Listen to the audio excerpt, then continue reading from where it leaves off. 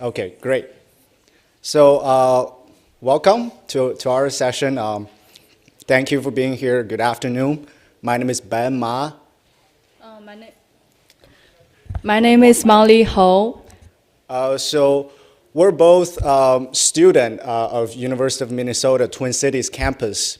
And today we'll be presenting on this topic, collective effort from international and domestic student for preparing global ready and responsible student. So just a little introduction of myself. I'm a senior studying food science in the College of Food, Agricultural, and Natural Resources, acronym CFANS. Previously, I've been involved in campus internationalization through student clubs, as well as various programs within the Global Program Alliance and Strategy Alliance. I'm also senior, and my majors are accounting and psychology. So I'm a student in both Carlson School of Management and the College of Liberal Arts. And just like Ben, I've been involved in different culture student groups in the past 3 years.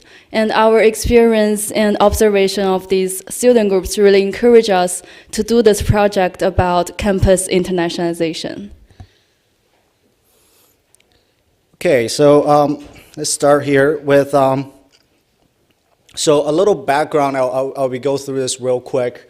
Many of you have probably involved with this and well aware of all these units.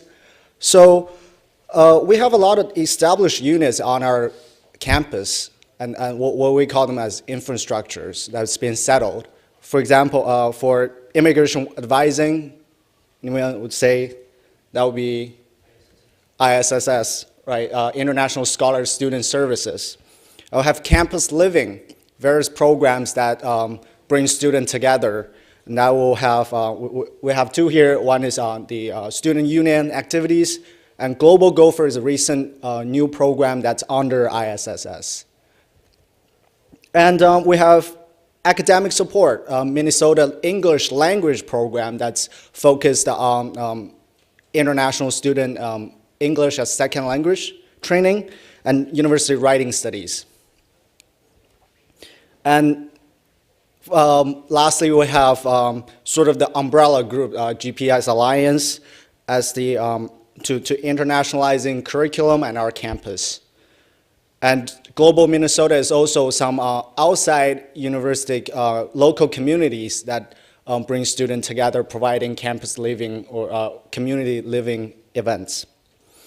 So for all these, all the infrastructures, the established units, this is from a study collaborated with the ICC office and International Student Service Office to identify these top needs from international students. I think this come out from 2014 through various surveys and interviews conducted with international students. And I won't read through them, I just picked the top 5. But in our opinion, really, these are the old news. If you go on the street and go to the campus, find an international student, he or she could probably tell you 3 out of these 5, 4 out of these 5. These are nothing really new to us. They've been here probably since some of those units being established before that. So that really makes us to think of why. Why we have a lot of infrastructures done, but we're still facing these old news. There should be something new that's coming up, and we can get our momentum going and constantly looking for new challenges. But it seems like we stopped here. So next, Molly will introduce you the real news. So what are the real news? What are the fundamental reasons that prevent us from actually achieving campus internationalization? Obviously, certainly, everyone in this campus, no matter you're faculty, staff, or student, we value differences and diversity, and we work hard to establish so many infrastructures and programs to promote campus internationalization. However, we think that we don't know how to do it. We don't know how to implement our big ideas into daily practices. If we delve into a micro individual level, we would say that most of our students haven't developed a curious and willing to learn mindset. For example, many of our international students, they're afraid of being judged by their language ability and unfamiliarity to American culture norms, so that they have more fear than curiosity while they interact with people from the United States. In addition, our domestic students always expect our international students to behave according to American culture norms. And both of their mindset contribute them to behave in a way that hinder them from establishing real connections with each other. And in the next few slides, we're going to introduce two examples, one from campus living experience and one from campus learning experience, to further explain the challenges we face along the path of achieving campus internationalization. So there is a large, well-established international student organization on campus. And how the student organization is visioned. The student organization aims to promote multiculturalism. It tries to help international domestic students to form friendships with each other and to achieve integration. And what did they do? It has a long history of hosting large cultural celebration events. And it's well known of representing different cultures. However, if we take a closer look at past year's leadership and how it is ended, 2 international board members dropped out of the student group in the middle of the semester. The president of the student group commented the student group as not as inclusive, according to the president. If we really dig into the micro individual level, we would be able to identify 2 major reasons that prevent the student group from achieving integration even within its core leadership team. The first problem is that domestic students tend to dominate and international students feel left out. Based on our experience and based on our interviews and observation, we would be able to generate this diagram which represents a negative feedback loop. Just like I said in the previous slides, our international students are afraid of being judged, so they tend to be less outspoken and they tend to remain quiet compared to their domestic counterparts.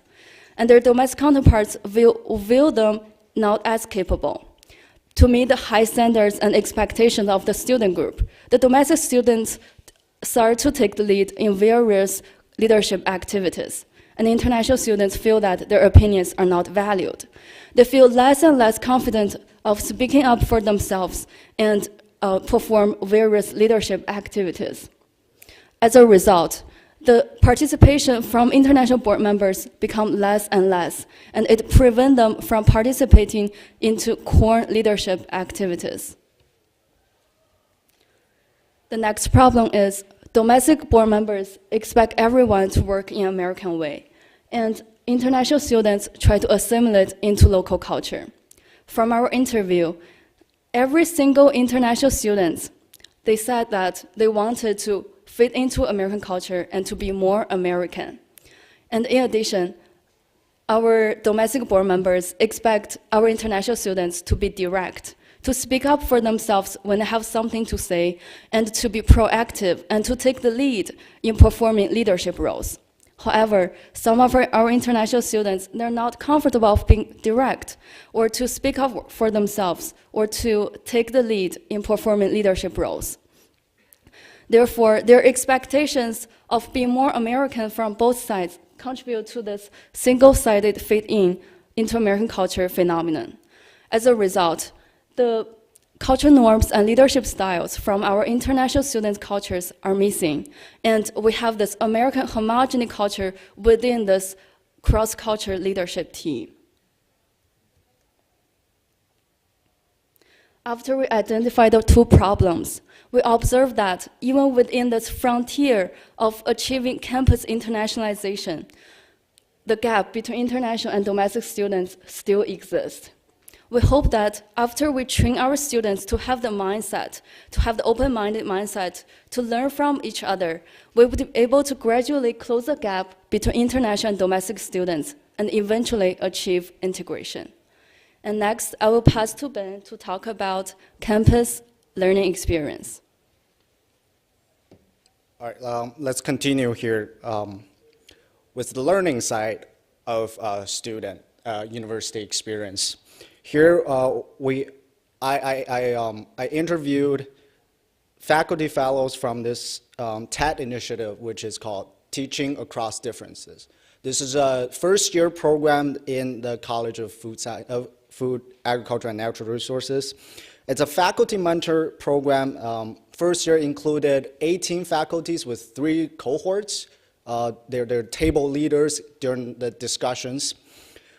So their goal is to systematically implement cultural and diversity component to their class, to their teaching.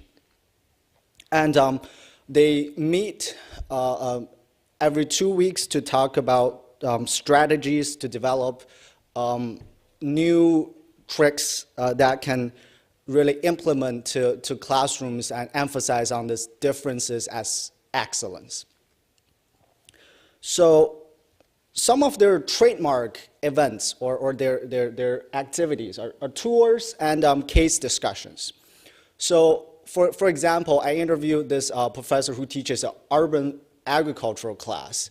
So instead of going over slides in a lecture, she brought her students to a Hmong urban farm around our Twin Cities area and have students exposed to a different cultural different cultural farm, and let them understand how culture could also be a component in urban agricultural planning. And at the same time, there are case studies. I was in one of the TED Fellow faculty's class last spring, and we had a trade case from Africa, and that trade case explains land clearing and versus biodiversity. That's a huge issue that's rising up in Africa, and our professor used this example to actually help us to relate it biodiversity decrease in the US as well. So one thing I noticed during these conversations with our faculties is their mindset on reflection is different.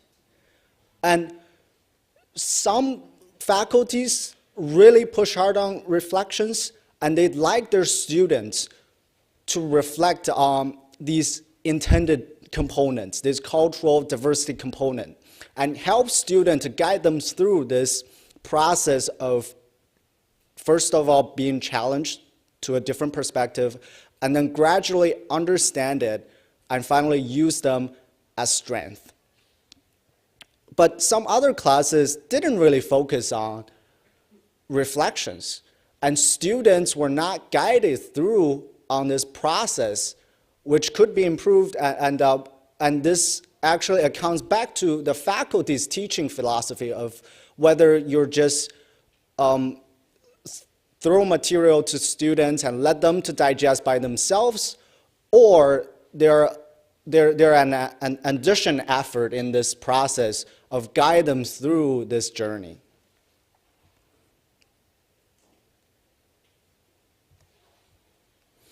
And furthermore, there are 2 questions, since this is a brand new program initiative. So I just had 2 questions, or we sort of developed these two. It's first of all, faculty's own interest to join the program. So all the 18 faculties are volunteers, and they are not required by their college, not required by their department to join. They join based on their experience overseas, or they have collaborators overseas. So they're not. It's not for everybody. So the mindset part of joining such a program should be advocate to more professors, to more faculties. And so possibly all of these classes could turn to a TED course that's focused on diversity and cultural components. And at the same time, I was in one of the class, and when I communicate with my other classmates, not everybody is 100% sure of how these classes were set up. They would be excited for this tour, but they might not understand the meaning behind it. And this is, requires efforts to identify the focus of the class to students. And I think that the GCC title classes did a very great job to have the impact of the course actually in the course title. It's a ground challenge course. Have students to be prepared to be challenged, have them have an open mindset. And so as we could increase commitment and involvement to all teaching instructors so they can all be part of these programs. And here are our recommendations. The first one is not talking does not mean not capable.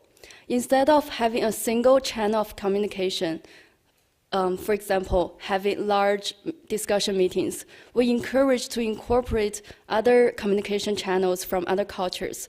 For example, we can have smaller discussion meetings, and we can have our students to complete writing assignments or to send emails to perform their tasks.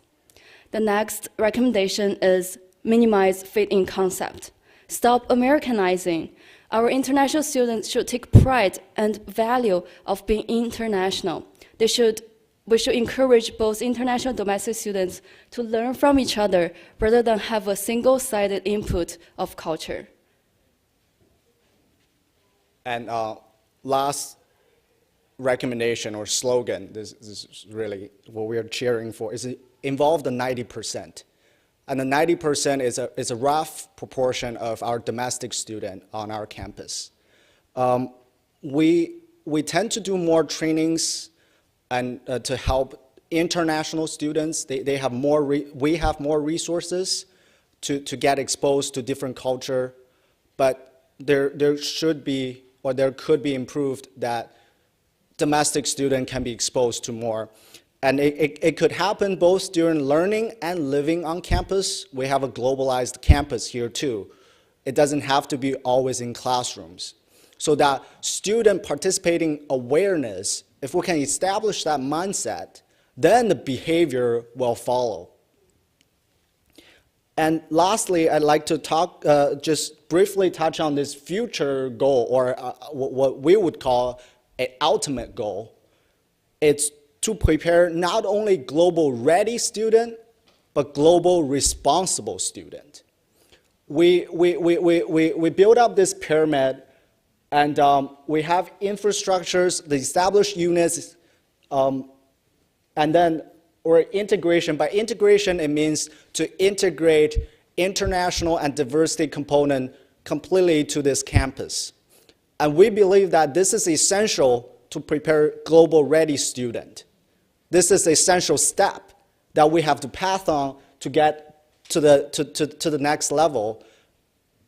And once we get to global ready student, where student would understand the global issues, the big questions, we can still be improved to go on global responsible student, who are students not only are aware of this issue, but also feel obligated and responsible to solve them in their own discipline and cross disciplines.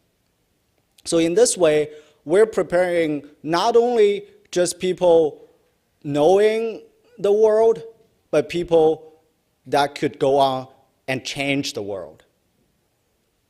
All right, that's all for our presentation here. Thank you very much.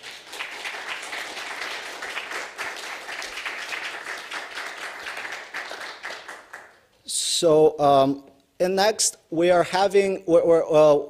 taking questions for however long we want, and we do have discussion questions. It's an agility section, so we really want to get you guys interactive with us. we'll take questions here, if there are any, please. One of the things that I'm interested in is understanding an international student as something that, in some ways, that label itself might be homogenizing. So we've got international visa holding students from a variety of different linguistic backgrounds and a variety of different cultures. We also have domestic students from a variety of home languages and who have a variety of intercultural experiences. Does that factor into the way in which you think about this, or is it primarily thinking of international students as those visa-holding, degree-seeking students versus the population of folks who are not that? You want to answer this? Yeah, sure. I think from our perspective, the international students we're referring to are those who are holding a F1 visa students. Like they're not born in the United States or grow up in the United States, and they're not familiar to American culture norms. Yeah, does that answer your question? Okay. Yeah, just in addition, the first example we had, the student group, what we referred as domestic students, they can fall into actually the second category who has a green card or a citizenship of the U.S., but their parents might at one point was a international student, or they could go on, or they could speak another language or even multiple languages. Okay, Okay, then we're just gonna continue asking questions to you. Here, we do have 3 questions, but we only have 30 minutes. And here's the first one I'd like to throw out to everybody is, where is our university currently during campus internationalization? Where we're referring back to the pyramid and trying to locate where we are on that pyramid, and where are some ways that to get to global ready and global responsible, that stage, what are some actions we can do, or what are some strategies that we can brainstorm today, or continue as a beginning point in our session, but continue carrying on in our daily works?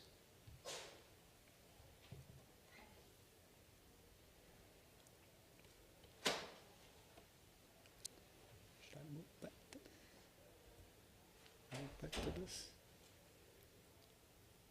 See? Anybody? I don't have an answer to your question necessarily, but I would love to hear your experience as students of how, where would you put your faculty on these pyramids? Because you're only going to get what you want if we're also ready.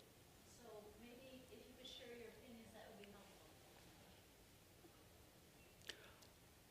Right, and I think there are a lot of variations within this faculty group. It's a very diverse group, and I'd have to say a lot of faculty members definitely are at that ready and responsible stage. But I would say maybe there are also possible faculties that might still at the infrastructure or integration level. And this is a great point, Teddy, you brought up. It's right now there are global challenge research grants. And something to notice in these grants are for those who are at the ready and responsible level. You use an analogy. This is like make the smart people smarter with the financial help in their research. However, we do have, and I believe that there are people, faculty, professors, still at the lower steps. So how could we help those who are on the lower step to move up? Are there programs or are there fundings available for those? Could also be an interesting component to the whole Ground Challenge initiative. Because right now we've done that sort of the first phase, and we have grants our proposal accepted for the top part, but how can we also do something for the bottom?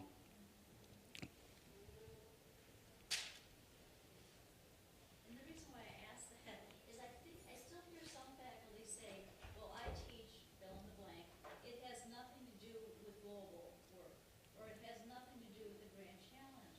And I'm wondering how we create that sensibility that everything has to do with the global perspective. Everything has to do with one of these grand challenges.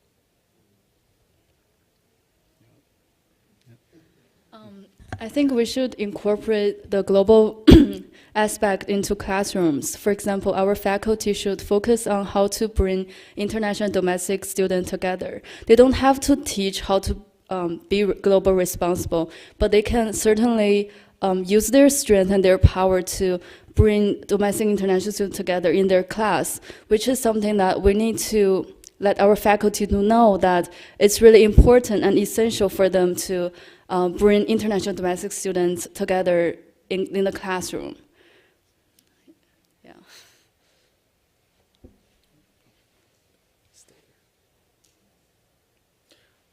Or maybe we can just talk a little bit about our third question here. What are some of your work could possibly relate back to our recommendations, the slogans we have? Not talking does not mean not capable, or involve the 90%, or minimizing fit in. I know many of you might work for the university and or teach a class. So how could we take action specifically for you? Or do you want to share?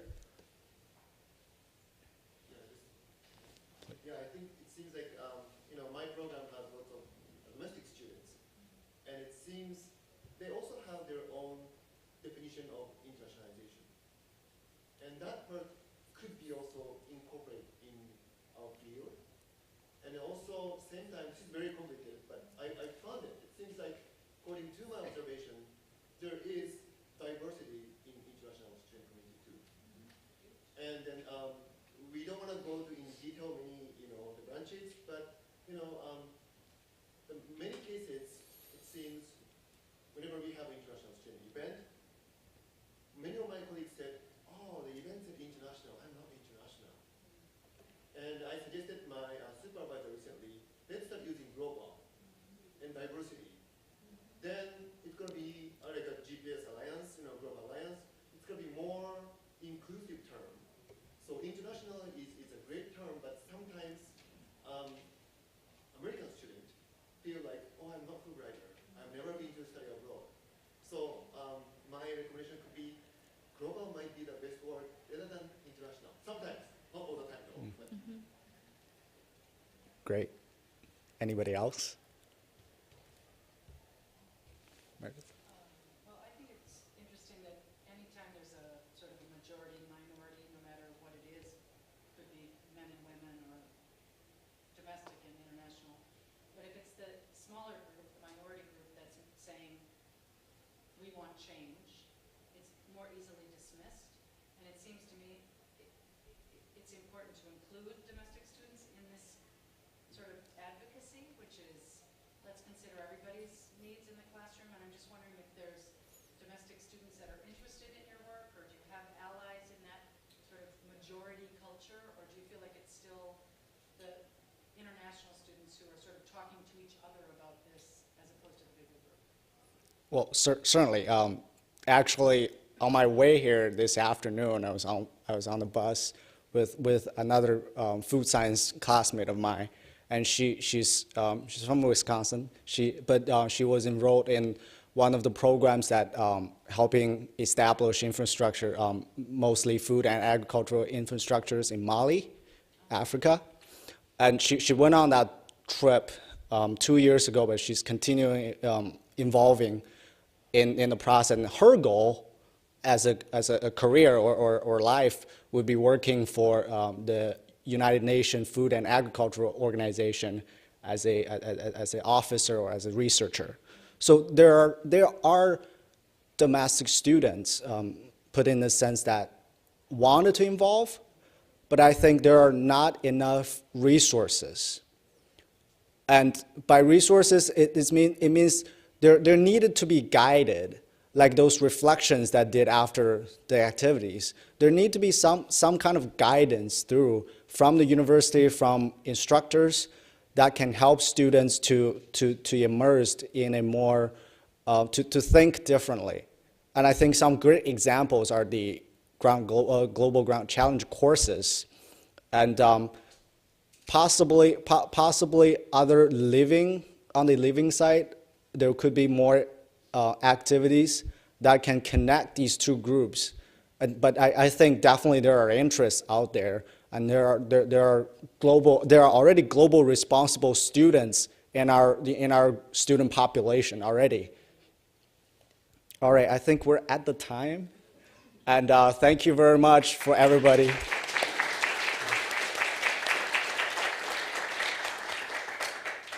All right.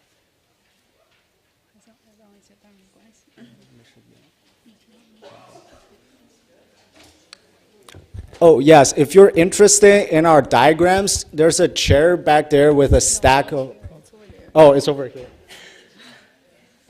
Please pick up one if you're interested in our diagrams in our slides.